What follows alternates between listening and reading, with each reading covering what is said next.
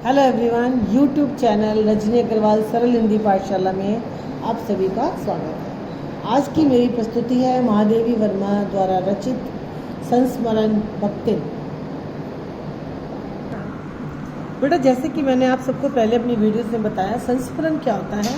जो हमारे जीवन की ऐसी घटनाएं जो हमारे ऊपर छाप छोड़ जाती हैं, हमारे साथ याद बनी रहती है, जब उनको हम लेखनी से उतारते हैं तो वो बन जाते हैं संस्मरण।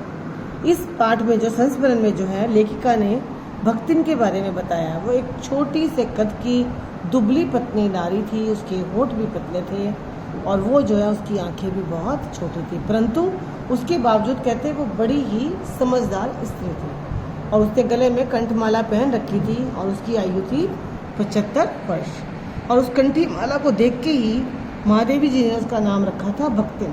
वैसे उनका नाम था बचपन का लक्ष्मी या लक्ष्मण, पर वो लेखिका से निवेदन करती हैं कि मुझे इस नाम से ना पुकारो, क्योंकि वो बहुत ही पैसों के मामले में गरीब थी और उसे ये लगता था लक्ष्मण नाम उसके लिए कलंक है।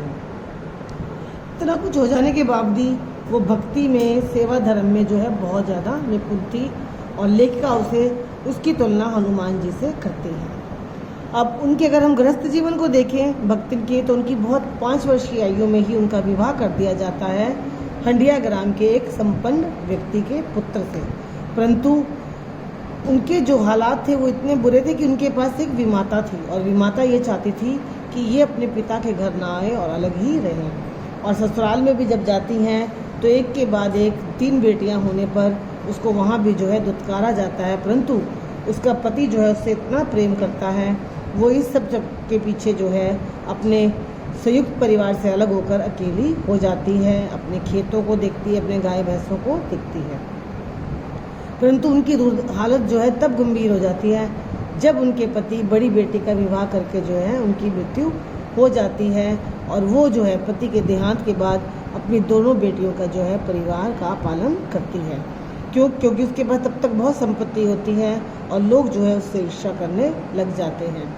और दोनों छोटी बेटियों का विवाह करने के बाद वो अपने बड़े दामाद को जो है जमाई जो है घर जमाई बना देती है, परंतु किस्मत ऐसी कि उसकी बड़ी बेटी भी बहुत छोटी उम्र में जो है विधवा हो जाती है और उसके जेठ के बेटे का जो साला होता है उसके ऊपर बुरी नज़र होती है।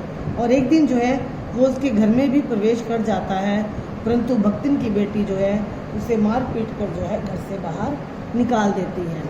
परंतु पंचायत जो है ये कह देती है कि तू जो है इसके साथ विवाह कर ले। वो अपनी बेटी का विवाह कर भी देती है, परंतु वो विवाह जो है सफल नहीं हो पाता और भक्तिन जो है वो सरपंच और गांव वालों के तानों से बचने के लिए शहर में वापस आ जाती है। अब जब वो शहर में आती है और नौकरी के लिए महादेवी जी के घर जाती हैं तो महादेवी जो है देखती कि ये एक देहाती स्त्री है, परंतु उसके भाव सेवा देखकर जो है वो उसे अपने काम पर रख लेती हैं और भक्तिन को जो है इस प्रकार जो है नौकरी मिल जाती है। वो क्या करती हैं, वो महादेवी को बताती हैं कि वो सब्जी बना लेती हैं, मोटी मोटी रोटियां बना लेती हैं और क्योंकि उसने अपना मुंडन करवा रखा था यह दर्शाने के लिए कि वो विधवा है और अपने बालों के साथ वो जो है हर तरह की शुद्धि रखती है। लेखिका कहते हैं कि भक्तिन का स्वभाव बड़ा विचित्र है, मतलब वो किसी के अनुसार ढलना नहीं चाहती, परंतु सामने वाले को अपने हिसाब से ढाल लेती है। उसने महादेवी वर्मा का भी जो है पहनावा और खान पान जो है अपने ही तरीके से कर दिया था, परंतु वो लेखिका के लिए इतनी ज़्यादा तत्पर थी कि वो जो है उसके लिए सब कुछ करने को तैयार थी। और एक बार की बात जब लेखिका उसको कहती है कि तूने सिर क्यों मुंडवाया है, तो वो कहती है तीरथ गए मुंडाए सिर, मतलब उसे ये लगता है कि मैं जो शुद्धिकरण रखती हूँ वो जो है इससे साफ झलकता है। लेखिका के प्रति वो बहुत ही ज़्यादा निष्ठावान थी। वो जब लेखिका कार्य करती थी, कोई उत्तर पुस्तिका जांचनी या कुछ भी काम करनी थी, वो सब कुछ उनका करती थी और सुबह जो है लेखिका के उठने से पहले वो उठ जाती थी और स्नान कर धोती वगैरह को शुद्ध करके जो है सारा अपना काम शुरू करती थी। और उसके बाद भक्तिन जो है, जो महादेवी वर्मा जैसे कि आपने देखा होगा, ये जो है जानवरों पशु पक्षियों को अपने पास रखती थी, तो वो जो है उनकी भी सेवा बड़े ध्यान से ही करती थी और हमेशा उनका ध्यान इसमें रहता था कि किसी तरह लेखिका को जो है किसी भी दुख या तकलीफ की जो है ना नौबत आए। वो जो है अपनी इस मालकिन के प्रति बहुत ही ज़्यादा भक्ति भावना रखती थी। वो सारा काम जो एक स्त्री जो है दूसरी स्त्री के लिए कर सकती है वो करती हैं।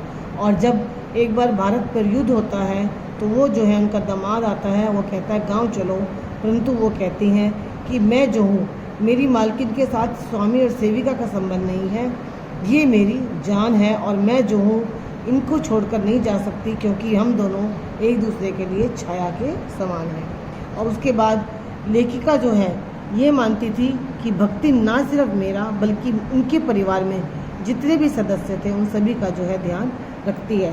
कहते वो दूसरे की खुशी में इतना खुश नहीं होती थी, परंतु दूसरे के दुख में बहुत ही ज़्यादा दुखी हो जाती थी। और उसे लेखिका के जेल जाने से डर लगता था। क्यों?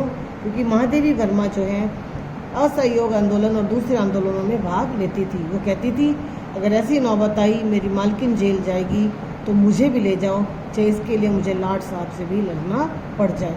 तो ये था लेखिका का अपनी भक्तन के साथ प्रेम। और इस कहानी को, संस्मरण को जो है लेखिका ने बीच में ही अधूरा छोड़ दिया, उसका अंत नहीं करा। क्यों?